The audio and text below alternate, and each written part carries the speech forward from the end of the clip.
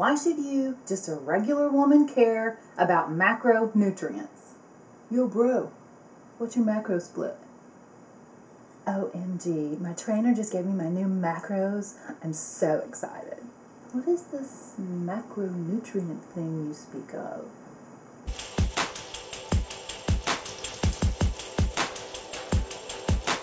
Hi, this is Sherry with After 40 Fitness, and today I want to talk with you about macronutrients. Now this is going to be a very basic informational video on what macronutrients are and why you even need to worry about them.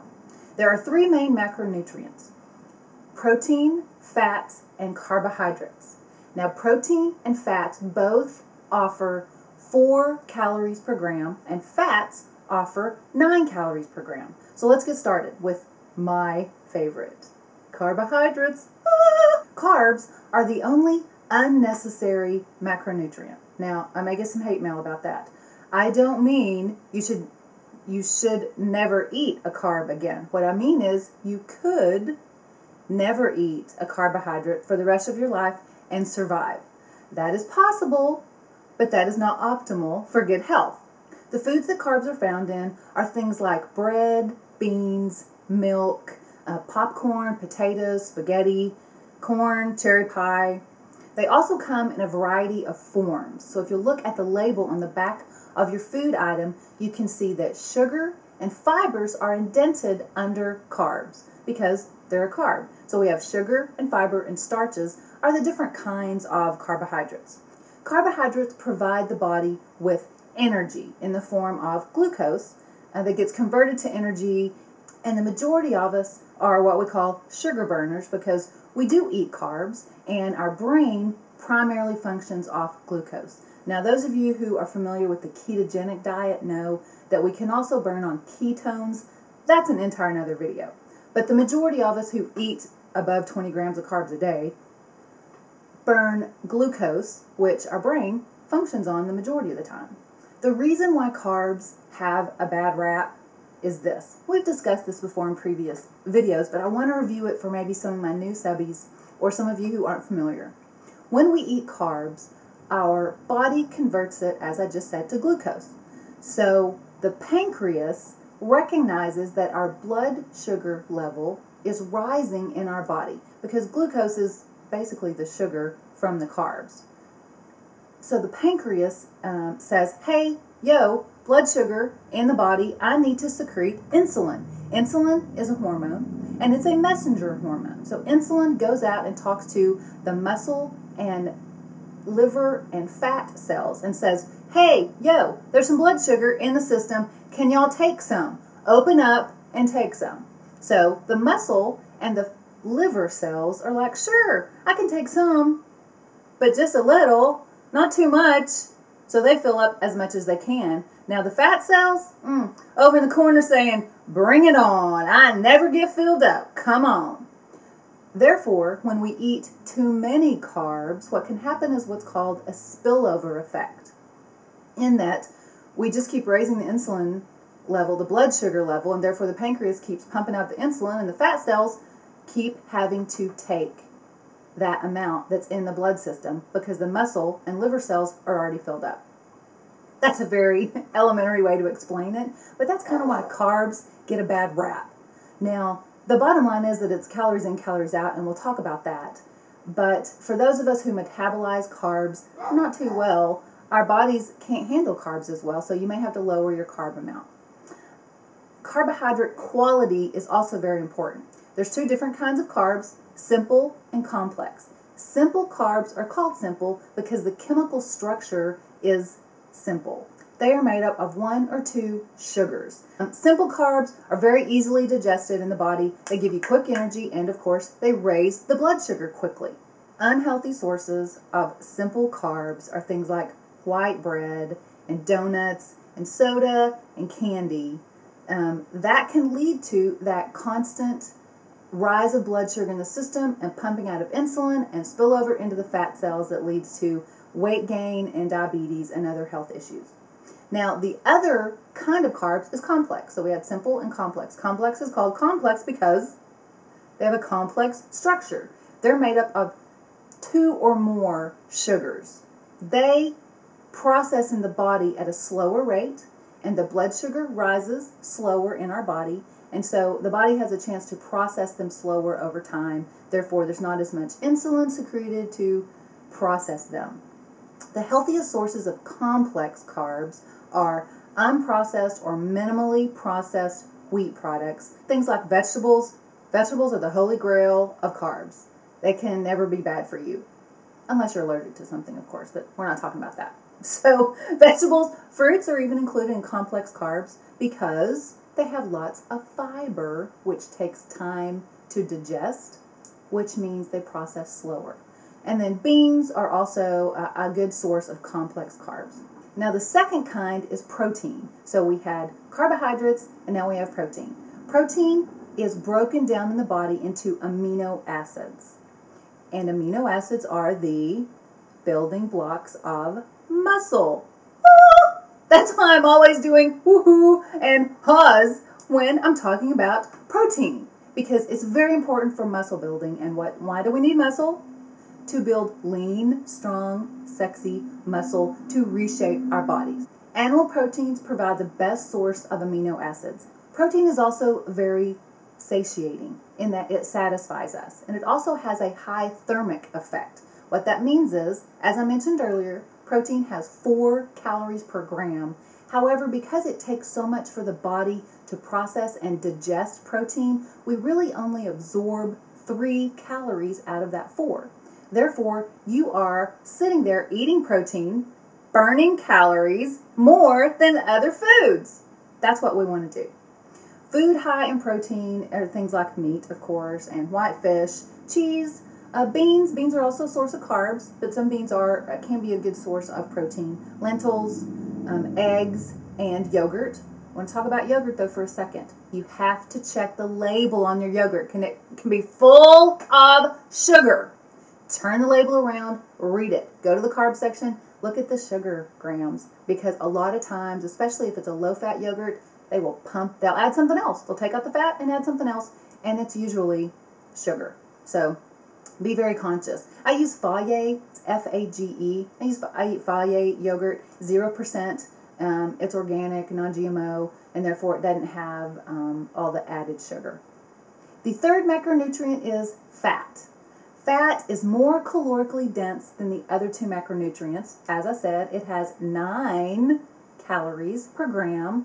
Don't be scared of that though. Fat is also very satiating because of that, so it will satisfy you on less food. Fats help with our skin and hair and nails, and it helps with hormones, and it helps us absorb the vitamins A, D, E, and K. There are 3 kinds of fat: saturated, which has a really bad rap, unsaturated, and trans. Now trans fats, just stay away from them. There's really no good trans fats. Trans fats are a scientific project made in a lab. They are the hydrogenated oils, and unfortunately, potato chips contain hydrogenated oils. Also things like margarine and mayonnaise. If something says it has trans fat on it, again, turn it around, read the label. If something says it has trans fat in it at all, just avoid the food. One of the other kinds of fat is saturated fat. As I said, it's gotten a bad rap, but again, if you can buy organic sources, and you're not eating a ton of it, but mainly if you can buy organic sources, it has been found to be very healthy. Science has caught up with the rumors, and therefore we now know more about heart disease and really what causes it. And actually, it's more processed carbs than it is saturated fat. Good sources of saturated fat are all coconut products. Again, organic is much better than the regular. Butter, organic butter, healthy, source of saturated fat. The unsaturated fat are things like flaxseed oil and fish oil, chia seeds, walnuts, salmon, soybeans, and spinach. So why is it important to know anything about the macronutrient breakdown? Well, it all comes down to calories in, calories out. However, everything that happens in between there is very important. And those of us who process some macronutrients differently will learn that it matters. Does my protein need to be high or low, or do my carbs need to be high or low? They are doing DNA tests now. Many of you may be familiar with how they do them for genealogy purposes. They take the buccal swab and swab the inside of your cheek. In scientific circles, it's called the buccal swab. And then they send it off to a lab and they test it to find out if you're Spanish or German or European or what your heritage is, and helps you find your genealogical ancestors, basically. Well, they're doing it now for fitness and nutrition purposes. So they do the same buccal swab and you get the same DNA profile, but they're looking for different things. They can tell you everything from should you be doing more cardio or less cardio, your fast twitch muscles and slow twitch muscles, and what are you good at? What sports are you naturally going to be good at? Do you need to be doing more weight training or less weight training? Along the same lines, they do it for nutrition. How do you metabolize carbs, fats, and protein? We all knew that. Let's say 8th grade, when we could all see the skinny girl who ate candy and pizza every day and never gained an ounce, and we could look at a muffin and gain 5 pounds.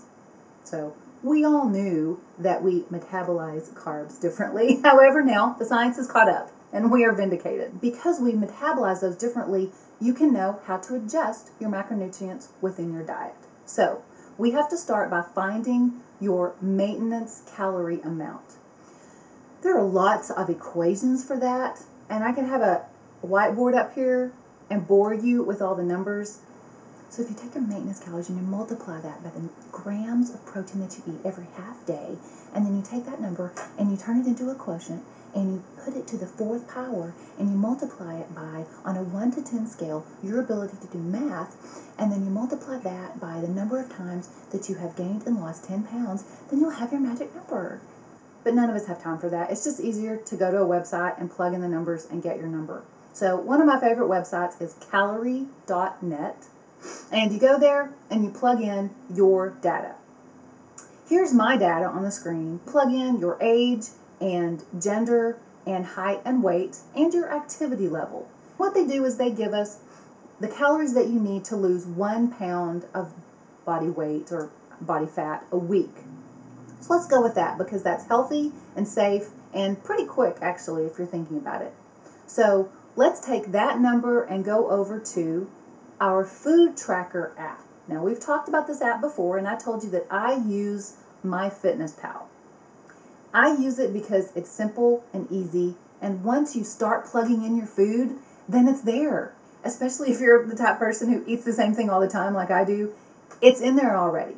You can also create My Foods in this app, and I'm saying app, it's an application that goes on your smartphone, but MyFitnessPal can also be used on the computer. It's myfitnesspal.com. So you can do all the same things on your smartphone or on the computer. It doesn't matter.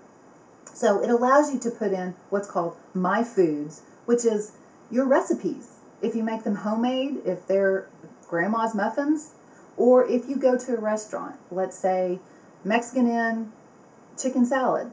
Okay, and that's a meal that you eat often, you can put in My Meals. So you have My Foods, which are like recipes and things, and then you can create meals if it's a food that you eat all the time. That sounded very complicated.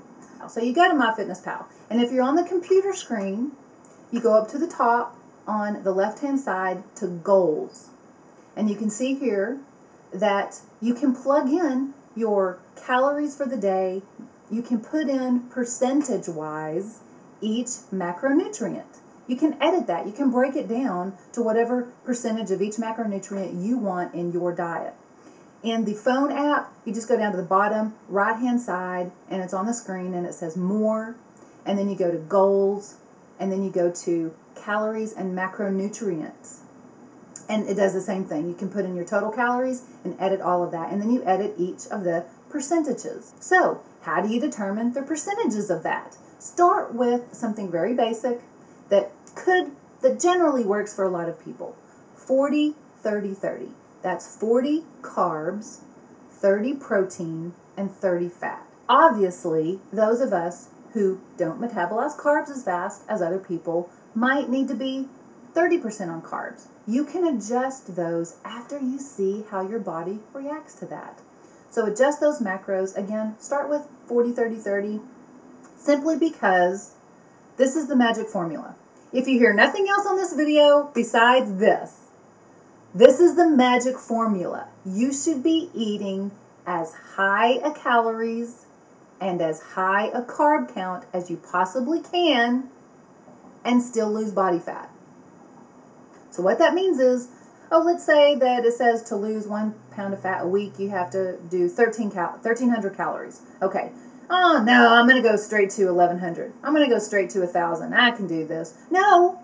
Start with the highest possible level. You might even try 1,400 because maybe you didn't know it and you've been eating 1,800, 1,900, 2,000 calories a day. Who knows? If you haven't been tracking your food, you don't know. Generally, if we're trying to lose body fat, we can cut our carbs and our body will respond. However, if you start with a super low percentage of carbs, you're already at that low level. So there's really nowhere to go. And it's the same with calories. You don't want to have nowhere to go. So start as high as you can with calories and with carbs. So why should I care about my macronutrient percentages? If you're not losing body fat like you want to, look, Sherry, I'm exercising and I'm not eating a lot, so I don't understand what's going wrong. Well, you don't understand because you're not tracking your food, so you've got to track your food. Just try this for 30 days. That's all I'm asking. Just give it 30 days. And if you get sick of it, or you're tired, or just you're not happy, if you're not happy with it, then stop it. But at least give it 30 days. This gives you such control over your body that you will be surprised at how changing just a little thing, making these little tweaks here and there, upping your protein. If you don't know how much protein you're eating a day, you're probably not eating enough, especially if you're lifting weights. We want to reshape our body and we want to have more muscle to what? To burn more calories while at rest. The only way to do that is to have more muscle. You're not going to get bulky, ladies, I promise. So if you need to increase your protein or maybe increase your carbs, some of you out there may be super carb burners. Wonderful. Love you. So if you need to, however you need to adjust it, you'll be able to tell. If anything in this video has helped you or benefited you, please give it a thumbs up and subscribe and comment. Please comment below. Tell me what you have struggled with and what you still have questions about. I can direct you to some other links. We can share information with each other and the rest of the people in the community and help each other. So this is Sherry with After 40 Fitness. Be blessed.